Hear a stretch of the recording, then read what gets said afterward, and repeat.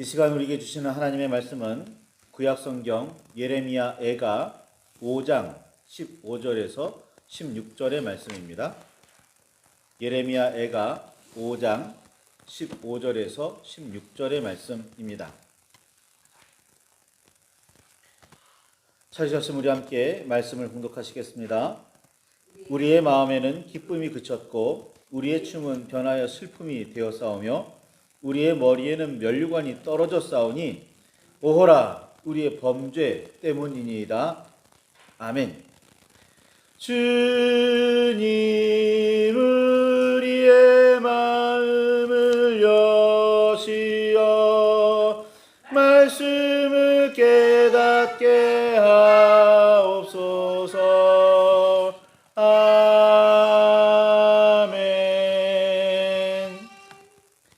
주님의 사랑과 그 크신 은혜가 저와 여러분 안에 가득하기를 소망합니다.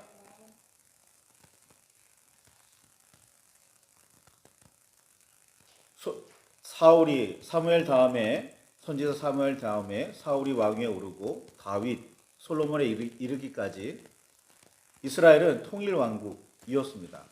그러나 솔로몬이 죽은 다음에 나라는 남과 북으로 쪼개어지죠. 북쪽 이스라엘이 멸망했을 당시 남쪽 유다 사람들은 여호와의 마땅한 징벌이라고 여겼습니다. 우선 그들은 여호와를 경외하지 않는 사람들이었습니다. 민족과 나라가 둘로 나뉘기 이전 솔로몬이 세웠던 예루살렘 성전을 통해 여호와께로 나가지 않는 사람들은 온전히 하나님을 섬길 수 없다고 생각했습니다. 다행하게도 남유다에는 예루살렘 성전이 있었기에 별 무리 없이 믿음을 이어나갈 수 있었지만 북이스라엘은 예루살렘 성전 중심의 믿음을 유지하려면 백성이 반드시 국경을 넘어서 이제는 다른 나라가 된 유다의 예루살렘까지 여행해야 했습니다. 북이스라엘의 첫 번째 왕이었던 여로보암은 이 문제를 매우 심각하게 여겼습니다. 나라가 둘려 나뉘었는데 백성은 최소 1년에 한 번씩이라도 계속해서 국경을 넘어 남쪽 유다로 나아가서 여호와께 제물을 바치며 제사를 드려야 했습니다. 이런 일이 계속되면 많건 적건 계속해서 북쪽의 재산이 남쪽으로 이동할 테고 백성의 마음도 역시 북쪽을 떠나게 되지 않을까 염려했습니다. 이런저런 이유로 여로보암은 백성의 재산과 마음이 남쪽으로 향하지 못하게 할 방법을 찾아야 했고 고심한 끝에 금송아지 모양의 신상 둘을 만들어 여호와 하나님이라고 선언한 후에 하나는 베델에 하나는 단에 두고 제단을 세우고 자기 마음대로 절기를 새롭게 정해서 제사하기 시작했습니다. 본래 여로보암은 타락한 솔로몬에 대한 징벌의 칼로서 여호와께서 택하시고 세우신 사람이었습니다.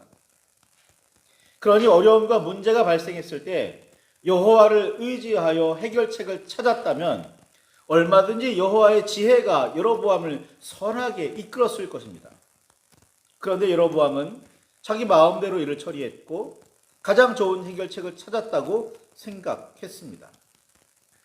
북쪽에 살든 남쪽에서 활동하든 하나님의 사람들은 이런 여로보암의 선택과 일처리를 규탄하고 비판했습니다. 이것을 시작으로 북이스라엘은 여호와를 떠나기 시작했고 이후에 북쪽에서는 하나님을 섬기는 왕을 찾아볼 수가 없었습니다. 좀 더 심하게 우상을 섬기고 좀 더 덜하게 우상을 섬겼을 뿐 우상을 섬기는 전통, 흐름은 바뀌지를 않았습니다. 남쪽 사람들이 보기에 북쪽 사람들은 이미 오래전부터 여호와를 섬기지 않고 있었기에 죄악 여부에 대한 심판과 멸망이라는 징벌은 매우 당연했습니다. 두 번째로 여호와께서 북이스라엘을 위해 여로보암이나 예후 같은 사람들을 택하셔서 지도자로 왕으로 세우기는 하셨지만 그들은 정작 왕이 된 후에 여호와를 따르지 않는 삶을 살았습니다. 다윗의 후손은커녕 여로보암의 후손이나 예후의 후손이 계속해서 왕위에 오르지도 못했습니다. 북이스라엘은 왕의 출신과 가문이 여러 번 바뀌었습니다. 반면에 남쪽 유다는 다윗의 후손이 계속해서 왕위를 지키기는 했습니다. 그러니 유다 사람들이 보기에 이스라엘은 여호와를 경외하지도 섬기지도 않고 위대한 왕 다윗의 혈통도 잊지 못한 사람들이었습니다. 이런 이유로 남유다의 백성은 북이스라엘의 멸망을 당연하게 여겼습니다. 그리고 생각했습니다. 이런저런 우여곡절이 있기는 했지만 남유다는 다윗의 자손들이 계속해서 왕위를 지키고 있었고 예루살렘 성전도 나름 잘 관리되고 있었으며 여호와를 향한 제사도 끊이지 않았기에 유다의 백성들은 여호와의 보호하심과 도우심 아래 언제나 평안과 안전을 누리게 되리라 여기고 있었습니다. 그러나 그 속을 살펴보면 한없이 타락하고 있었습니다. 백성들 사이에 우상을 섬기는 산당들이 유행했고 예루살렘 성전 안까지 다른 신들을 위한 제단이 마련되기도 했습니다. 그런데도 멸망한 북이스라엘과 큰 차이가 없다는 사실을 알아차리거나 뉘우치는, 그래서 백성을 깨우치려는 하나님의 사람은 거의 없었습니다. 많지는 않았으나 꾸준히 그리고 끊임없이 하나님의 사람들이 일어나 여호와의 말씀으로 경고했으나 귀와 마음을 열고 듣는 사람은 거의 없었습니다. 그러면서도 여호와께서 자신들의 하나님이시니 유다는 절대로 망하지 않고 백성은 언제까지나 안전하고 평안하게 살게 되리라 확신했습니다. 예루살렘 성전은 영원히 건재하리라 믿었습니다. 자, 하나님께서는 하나님만 섬기라고 말씀하셨습니다. 하나님의 법만 따르라고, 하나님의 말씀이 의이고 정의라고 말씀하셨어요. 그런데 유다 백성들은 하나님만 섬기지 않았습니다. 하나님의 가르침에만 귀를 기울이지 않았습니다. 아니, 하나님의 말씀이 적나라하게 선포될 때 때로는 귀를 닫기도 했고 듣기 싫다고 말했고 선지자를 잡아 죽이기까지 했습니다. 그러면서도 자신들은 하나님을 섬긴다고, 그러면서도 자신들은 하나님께 제물을 바치고 있다고, 그러니 하나님은 영원히 우리의 하나님이시라고. 참 대단한 믿음입니다. 스스로 믿음의 사람이라고 생각하는 우리는 여호와 하나님을 섬기며 예수 그리스도를 따라 성령의 인도하시는 대로 살아야 합니다. 안전과 승리와 성공과 번영이 우리의 믿음의 대상은 아닙니다. 사망의 음침한 골짜기로 다니게 될지라도 주께서 나와 함께 계시며 지팡이와 막대기가 되어 안전하게 지켜주시리라 하나님을 의지해야 합니다. 비록 푸른 초장을 거닐지는 못하게 되더라도 여호와와 함께함이 기쁨이고 감사여야 합니다. 하박국 선지자의 고백과 기도처럼 비록 실제 삶에서는 무엇 하나 만족할 만한 것을 찾아볼 수 없더라도 여호와로 말미암아 즐거워하고 구원의 하나님으로 말미암아 기뻐할 수 있어야 합니다. 주님 한 분만으로 만족할 줄 알아야 참되고 진정한 믿음입니다. 그러나 대체로 우리는 그렇지 못합니다.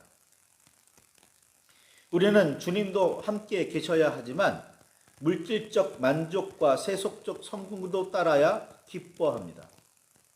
둘 다 있어야 진정한 복이라고 여깁니다.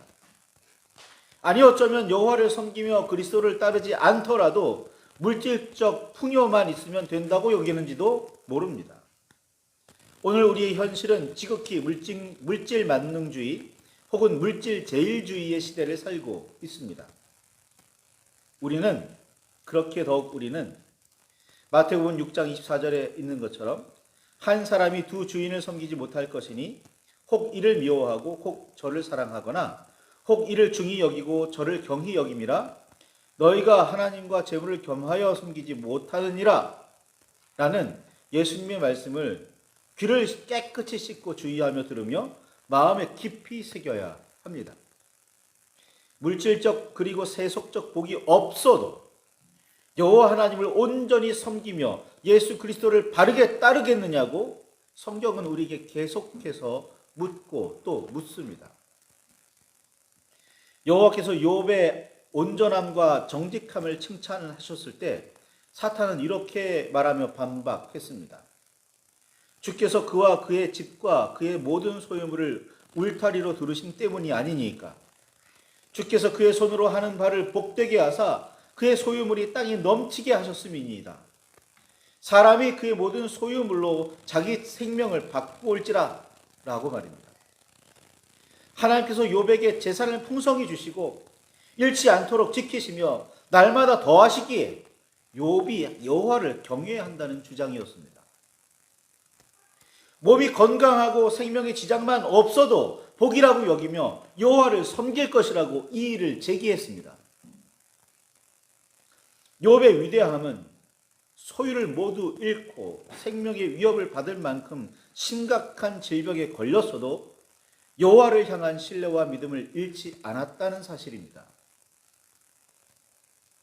욥이 여호와 앞에 온전하며 정직한 이유는 소유의 풍성함이나 몸의 건강함 때문이 아니었습니다. 좀 부족한 부분이 있기는 했으나 욥은 주님 한 분만으로 만족하며 기뻐할 줄 아는 사람이었습니다.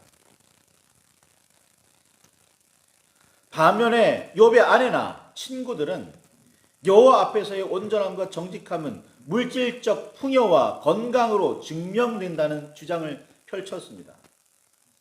하나님께서는 그런 친구들에게 노하시며 번제를 통해 죄를 씻으라고 명령하셨습니다. 유다가 멸망하고 예루살렘 성벽이 무너지며 성전이 불타는 모습을 보았을 때 백성은 엄청난 충격을 받았습니다. 포로로 끌려가서도 절망으로 가득했습니다. 여호와께서는 유다의 백성에게 여호와 한 분만으로 만족하느냐? 여호와께서 너희 하나님이시냐? 오직 여호와만을 붙들겠느냐고 계속 물으셨지만 그들은 나라도 안전하고 평안하며 아무런 근심과 걱정이 없어야 한다는 조건을 내걸며 여호와께 나아가려고 했습니다. 창세기 22장 12절에 보면 여호와께서 이제야 내가 하나님을 경외하는 줄을 아노라 말씀하시며 아브라함을 인정하시게 되는 때가 있는데 그때는 아브라함이 100세에 얻어 애지중지하며 귀하게 여겼던 아들 이삭을 모리아의 한 산에서 제물로 잡으려 했을 때였다는 사실을 기억하시기 바랍니다. 여호와께 부름받아 75세에 하란을 떠난 후 아브라함은 모리아의 한 산에 이르기까지 계속해서 자신의 믿음을 증명해야 했습니다. 모리아 산에 쌓은 제단에서 귀한 아들 이삭을 죽여 제물로 드리려고 굳게 마음 먹었을 때 아브라함은 드디어 여호와께 인정받는 사람이 될 수 있었습니다. 그 순간 아브라함은 자신이 무엇을 가장 의지하며 신뢰해야 하는지 분명하게 결정해야 했습니다. 그가 여호와를 선택했을 때 진정한 믿음의 조상으로 거듭날 수 있었습니다. 유다가 멸망하고 예루살렘 성벽이 파괴된 후 여호와의 성전이 불타며 백성이 포로로 끌려가는 모습을 두 눈으로 본 예레미야는 슬픔을 주체할 수가 없었습니다. 평소에 여호와의 뜻대로 외쳤던 예언대로 모든 일이 이루어졌지만 기뻐하지 못했습니다. 그럴 수가 없었습니다. 하나님의 본뜻도 그랬지만 예레미야도 그런 슬픈 일들이 반드시 이루어져야 한다는 생각으로 선포하지는 않았기 때문입니다.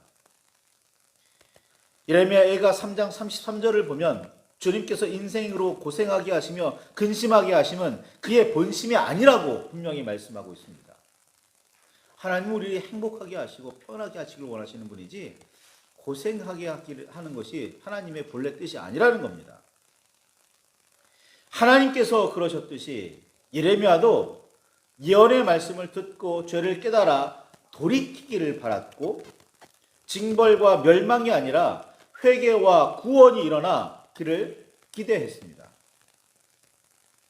그러나 백성은 여호와의 말씀에 귀를 기울이지 않았습니다.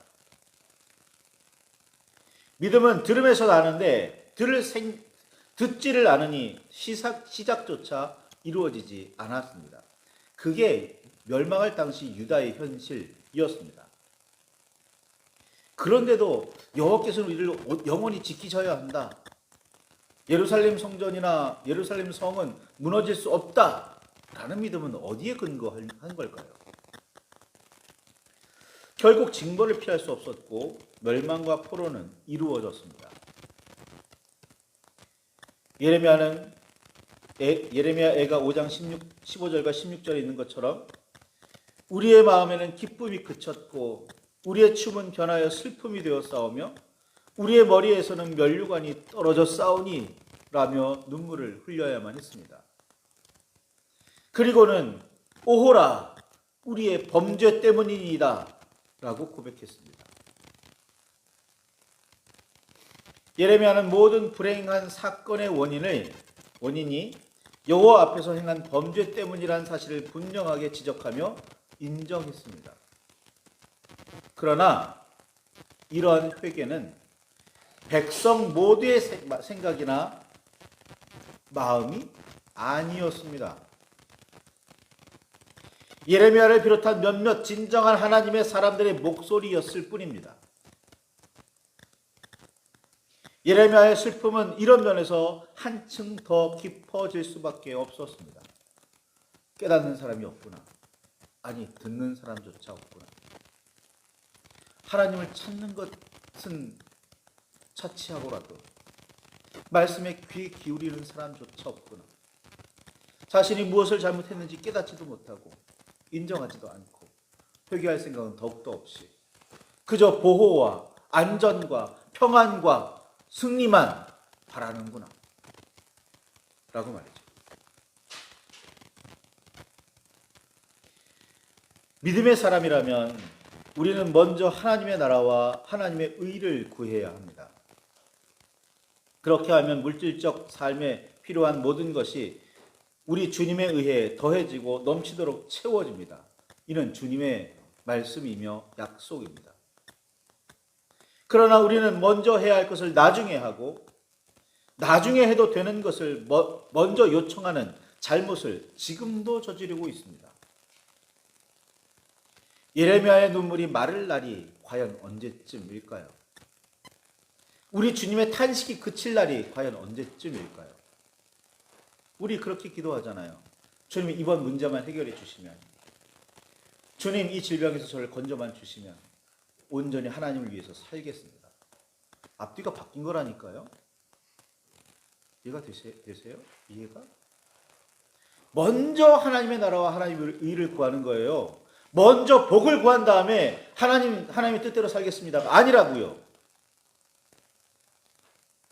예레미야 당시에 그들이나 오늘 우리들이나 얼마나 큰 차이가 있을까요? 신앙생활하는 목적이 어디에 있습니까? 온전히 하나님을 찬양하고 예배하는 데 있으십니까? 하나님께서 물질적 복을 주시지 않더라도 하나님을 찬양하며 예배할 용의는 있으십니까? 오직 여호와 한 분만으로 감사한다고, 찬양한다고, 만족한다고 고백하시는 그 고백이 진정입니까?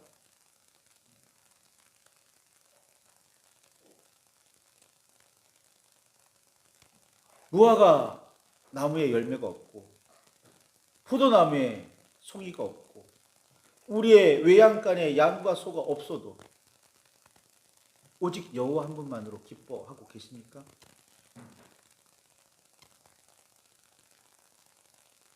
우리의 믿음은 그래야 합니다.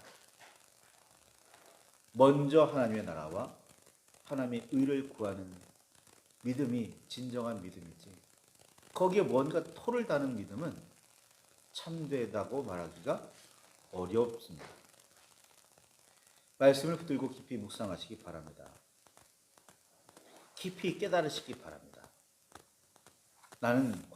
우리는 과연 하나님을 온전히 붙들고 오직 하나님을 바라며 오직 주의 영에 따라 살고 있는지 말이죠. 오호라, 오호라. 우리의 범죄 때문이로다. 또다시 탄식해야 하는 상황이 반복되고 있지는 않는지 깊이 묵상하시길 바랍니다. 회개하시고 돌이키시길 바랍니다. 말씀을 붙들고 각자 묵상하며 기도하실 때 주님의 크신 은혜가 그 깨달음이 우리 안에 넘치기를